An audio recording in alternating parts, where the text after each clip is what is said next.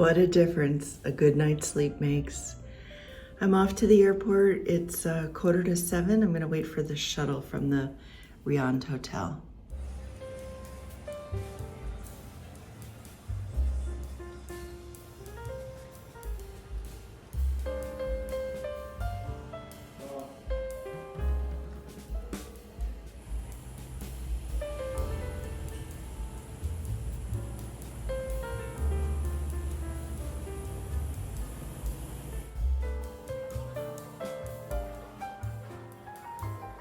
Well, it's been a long time since I've been on the East Coast in the summer. For some reason, I seem to get here when it's cold in November. Like for the past couple of years, I've been coming here in November. And it's hotter here than it is in Panama. They're having a heat wave. I'm in Maryland. Yesterday was like 101, 96 in the shade. To me, it feels kind of similar to Panama, like down by the beaches. It doesn't get quite this hot in the mountain elevations.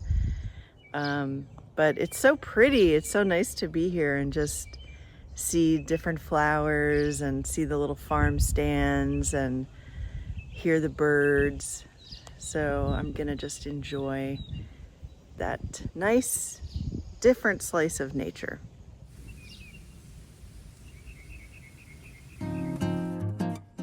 I think you remember one of my favorite things to do is go to the grocery stores.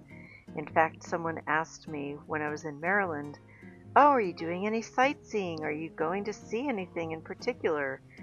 And I just said, "The grocery stores." So the bulk items that you just saw, that is not something that I think you'll find in Panama anywhere. I don't even think in the city there are stores that sell bulk items like that.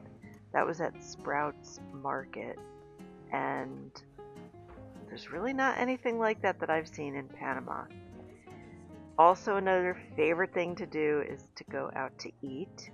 This was a really good sushi place we went to on the 4th of July, just before the fireworks from the Mount Airy fire department that put on the fireworks display.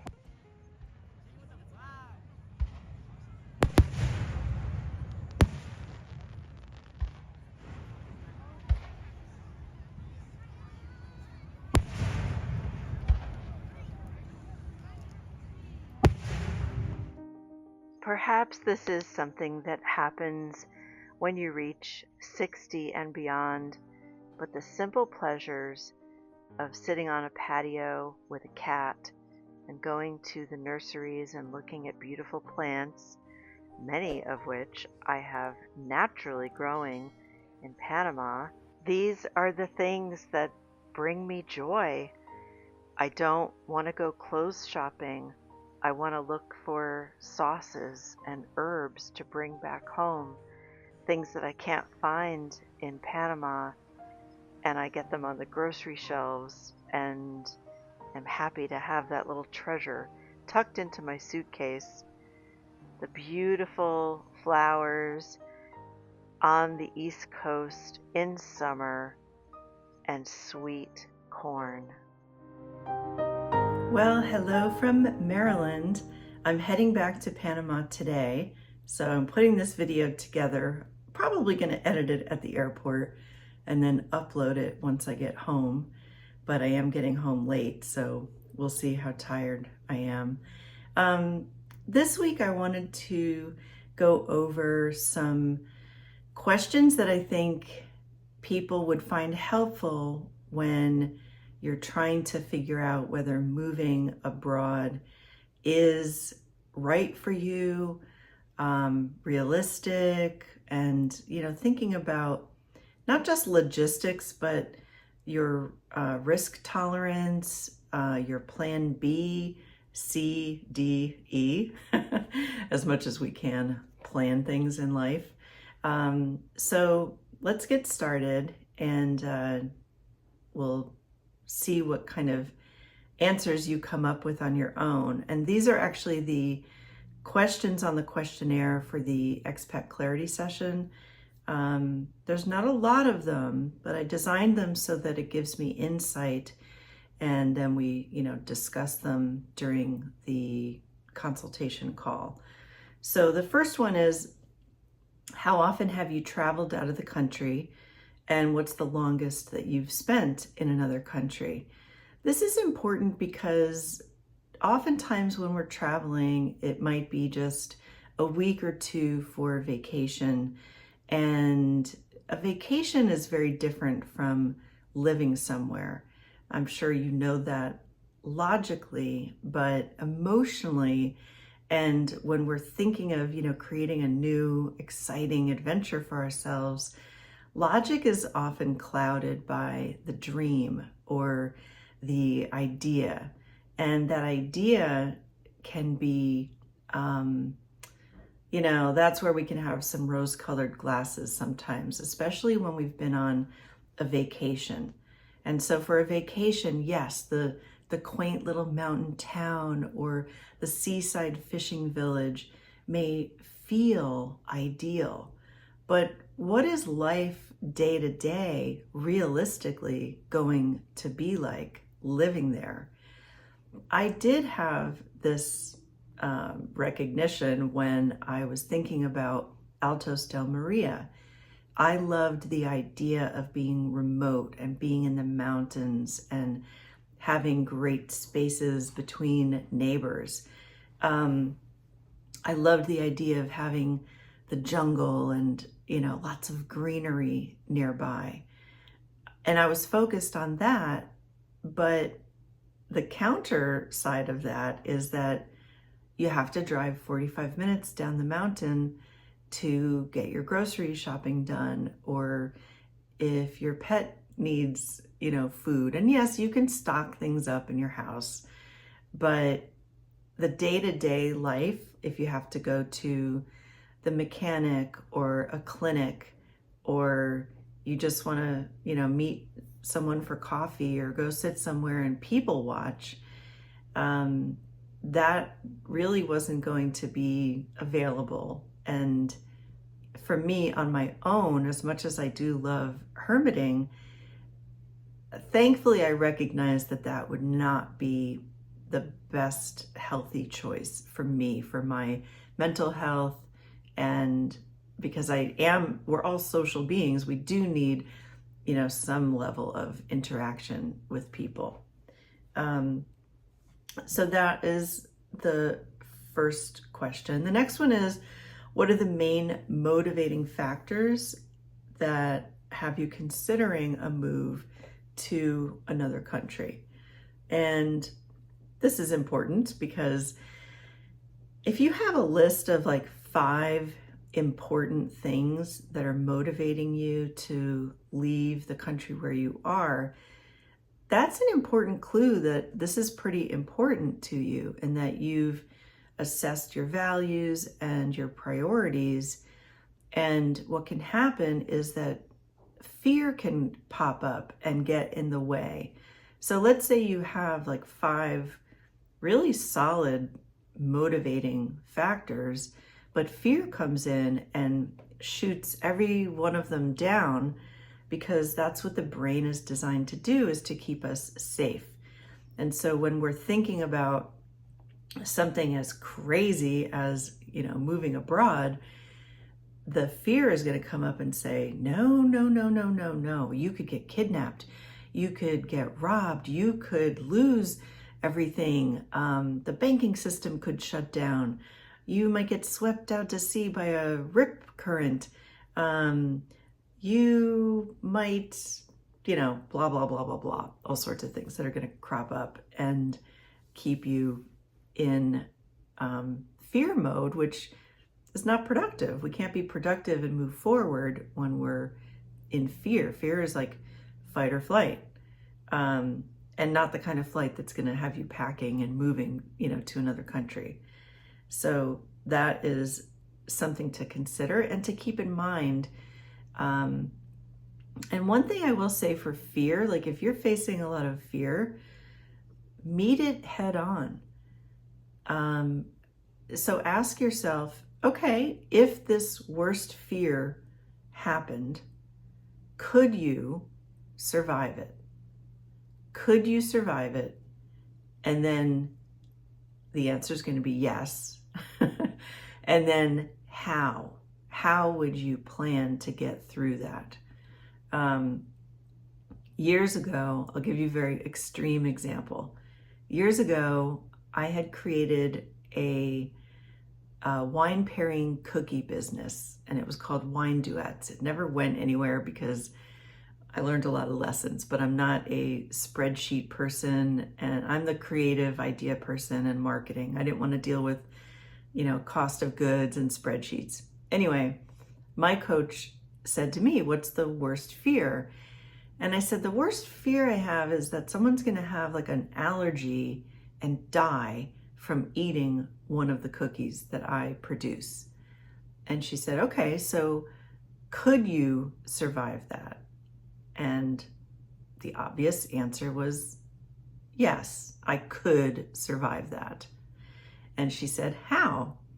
And I said, "Well, I could set myself up with good insurance, to make sure that if somebody does die from an allergy eating my cookies, that I have good protection in place and that can, pay a family, because I'm going to assume I'm going to get sued, and that could, pay a family." So that's like one thing that I could do ahead of time to set myself up to get through and survive that worst fear. Now that's an extreme example, but once you start going through those fears and realizing, yes, I could survive this, it is possible that I'm going to survive this. And then if you have an idea of how that's going to happen, whether that's a financial resource or support from friends or building community. So whatever those fears are, go through them, and I think you'll find that pretty insightful. The next question is, do you envision full-time residency or spending time in several countries? And this is an important question because,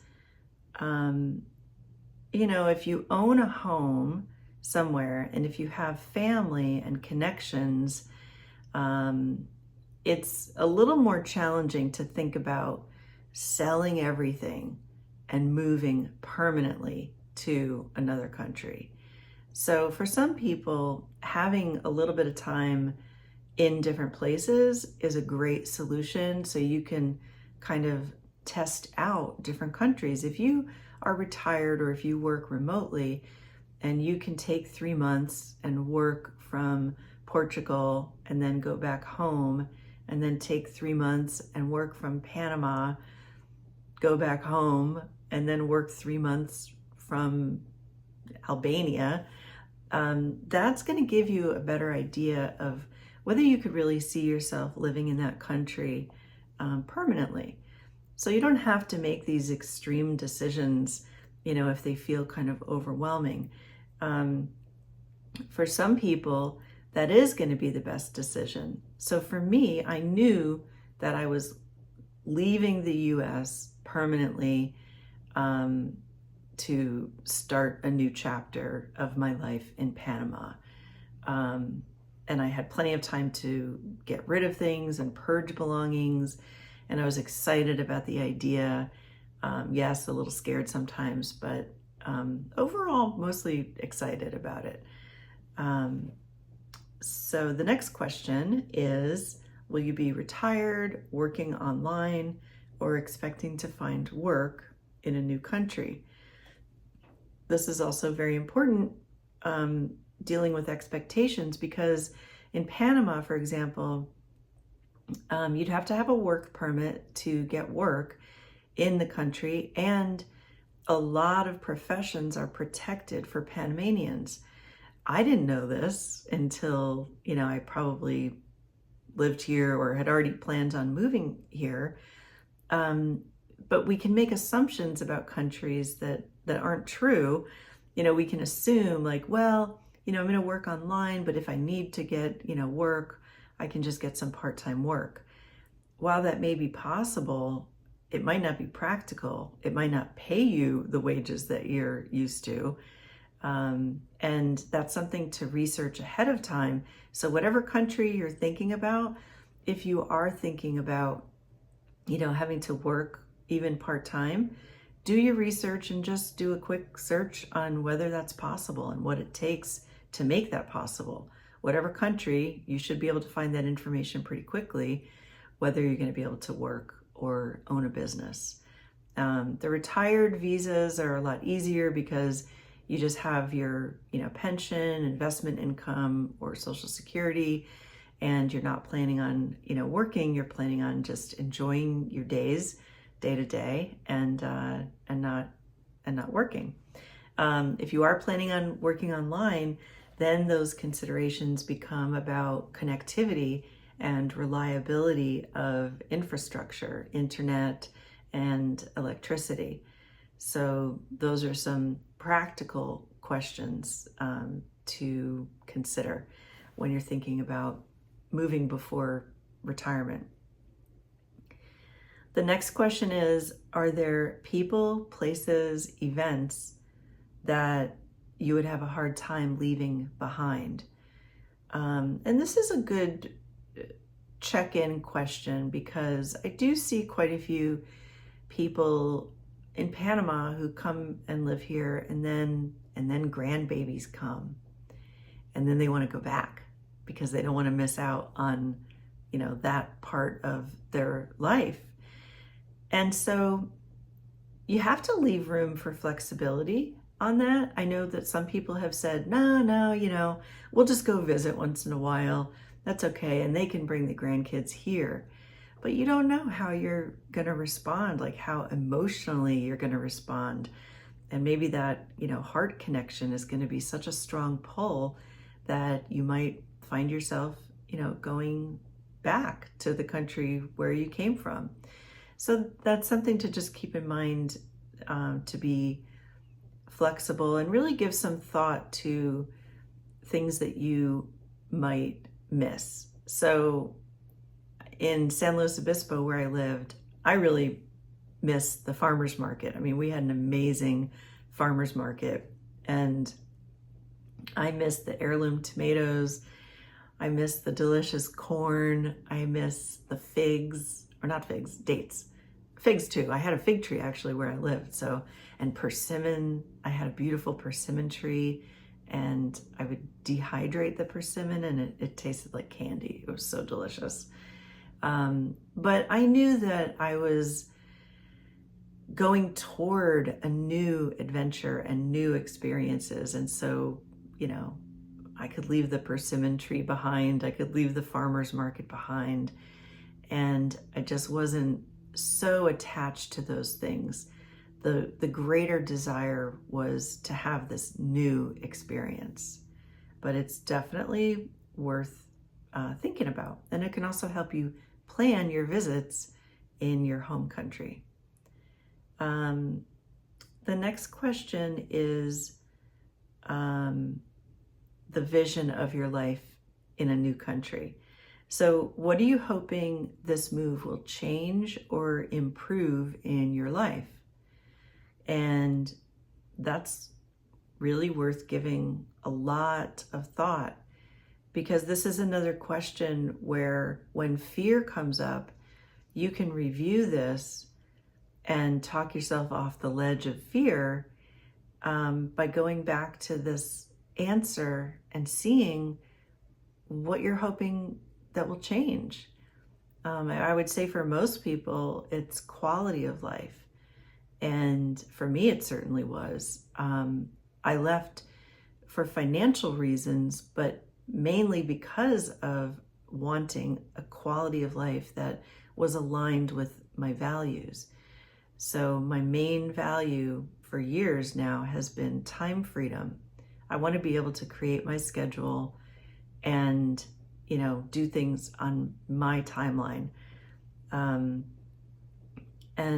I was also looking forward to the personal growth opportunities learning, exploring new areas. So that's a really good question to give thought to. How do you imagine spending your days in a new country? Especially important, I think, for people who have been working and are going to be going into retirement, because when you're working, it's a very different energy and a very different mindset than going into retirement. A lot of people struggle with going into retirement. There's a lot of aspects, mentally and emotionally that change, that come up. You might feel your sense of worth and value connected to your career, your title, the productive years that you've had. And then, you're faced with this void that you're retired. You have nowhere you need to be, no one to report to, no meetings, no phone calls, no spreadsheets, nothing. And that can feel very disorienting for people. And so if you have an idea, or start cultivating ideas on how you envision your days, and these are going to change. And if you are retired, or if you are working and going to be retired, no matter where you are, give yourself 6 months to a year to just have no plan or have small plans. Give yourself that time to just readjust. You want to readjust your body clock. Do you even know what time you would naturally get up if you didn't have to get up with an alarm clock? What time would you naturally go to bed? How much coffee would you really drink if you didn't need it to stay awake? Would you actually take a nap in the afternoon? So for 6 months to a year, that time is important just to reset. Think of it like a season in between seasons. Another question, who do you see yourself becoming in this next chapter of your life? And that's very important, because you're envisioning the future self. What do you want that future self to look like? Who do you want to become? Do you want to just replicate the life that you have now, but in a new country? I would hope not. I would hope that, you'd want more growth and expansion than that. But there are many people who just want to, extract themselves from where they are, move and plop down in a new location, but behave in the same exact way, just, in a different climate with, different people.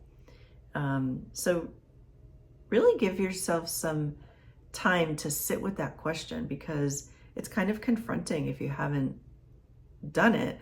And I think especially at certain ages in our life, we think, well, I'm 60, so I'm good. There's no more growth or development. I'm not striving for anything.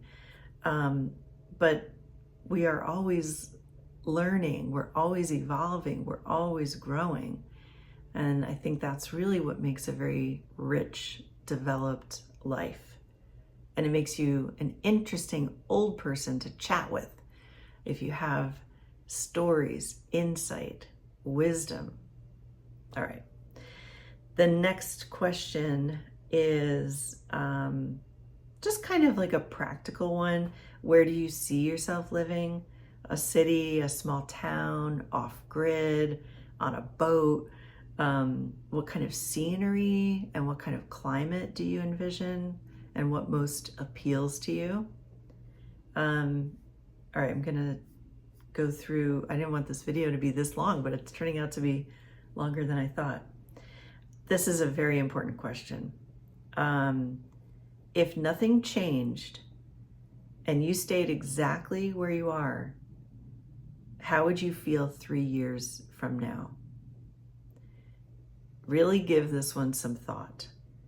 And I think I'm actually gonna close the video with that question, because oftentimes we just think of ourselves where we are now at this, time in our lives. But yeah, in 3 years, if everything was the same, how would you feel about that? And that answer, again, can give you some inspiration and motivation to take small action steps. Those are research. You're doing some research, you're watching videos, you're, in some chat groups. That's all part of your action steps and research planning. So I hope this was helpful. Let me know. And let me know what you're kind of struggling with, if there are any decisions or choices, or you just feel like you kind of bounce back and forth between, you're having the same conversation in your head. Let me know in the comments, because I'm sure other people are thinking exactly the same way. If this speaks to you, I'll leave a link for the Expat Clarity Session, and we can get started getting you some clarity. So thanks so much for watching. Garden video tour is coming as soon as I get home. My pet sitter said that the weather has been really nice, so I'm hoping there's still some sun by the time I get home, and there's probably like all sorts of new flowers and insects to look at. All right, have a good week.